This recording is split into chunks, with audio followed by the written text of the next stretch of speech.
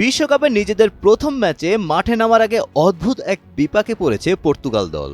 দলে কোনো চোট আঘাতের দুশ্চিন্তা নেই সরঞ্জামজনিত কোনো ঘাটতিও। তবে সমস্যাটা একেবারে ভিন্ন এবং অভাবনীয়। ক্রিশ্চিয়ানো রোনালদোর অনুশীলন শিবিরের আশেপাশে ঘুরে বেড়াচ্ছে কুমিরের দল। আর এই কুমির আতঙ্কে হোটেল থেকেই বের হতে ভয় পাচ্ছেন পর্তুগিজ ফুটবলাররা। ফ্লোরিডার পাম বিচ গার্ডেন্সে এবার নিজেদের বিশ্বকাপ শিবির গড়েছে পর্তুগাল। সেখানে অন্তত 4টি কুমির ঘুরে বেড়াতে দেখা গেছে বলে অভিযোগ করেছেন দলের খেলোয়াড়রা।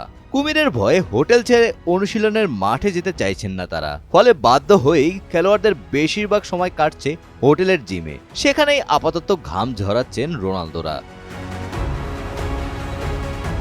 যুক্তরাষ্ট্রের স্থানীয় খেলোয়াড়রা এই দৃশ্যের সাথে পরিচিত হলেও ভিনদেশি ফুটবলারদের কাছে এটি একদম নতুন ও ভয়ের এক অভিজ্ঞতা।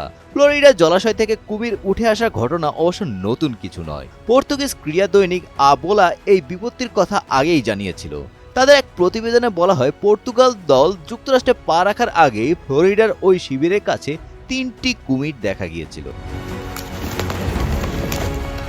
ইতিমধ্যে বিষয়টি আয়োজক কমিটিকে জানানো হয়েছে। অনাকাঙ্ক্ষিত কোনো ঘটনা যেন না ঘটে সেদিকে নজর রাখছে সংশ্লিষ্টরা। বাড়ানো হয়েছে নিরাপত্তা ব্যবস্থাও। আয়োজকদের পক্ষ থেকে পর্তুগাল দলকে আশ্বস্ত করা হয়েছে যে অনুশীলনে কোনো ধরনের বিঘ্ন ঘটবে না বা ঝুঁকির মুখে পড়তে হবে না। তবে আশ্বাসের পরেও ভয় কাটছে না পর্তুগিজ তারকাদের।